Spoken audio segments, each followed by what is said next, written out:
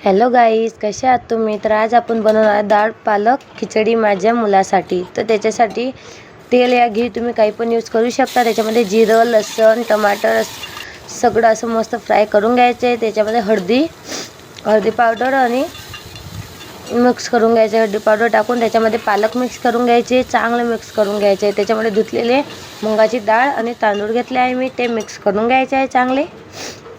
बघू शकता तुम्ही, त्याच्यामध्ये पाणी घालायचं आहे. माझा कुकर खूप मोठा आहे जास्त, त्याच्यामुळे मी पातेल्यामध्ये बनवत आहे. त्याच्यामध्ये स्वादानुसार नमक घालायचं आहे. बघू शकता माझं बाळ बी तोपर्यंत उठून गेलेलं आहे. तो आपली 10 ते 15 मिनटात आपली खिचडी मस्त अशी शिजून तयार होऊन जाते. बघू शकता कसं खेळत आहे माझ्यासोबत. बघा कसा बसलेला आहे किचनवरती. बघा किती छान तयार झालेली आहे आपली खिचडी, डाळ पालक खिचडी. त्याच्यामध्ये थोडी घी टाकून घ्यायचं आहे. बघा माझं बाळ किती एन्जॉय करत आहे, त्याला तर खूप आवडते. तुम्ही पण नक्की ट्राय करा. आणि माझा व्हिडिओ आवडला असेल तर लाईक सबस्क्राईब करायला विसरू नका. ही रेसिपी खूप सोपी आहे बनवायला. Bye bye.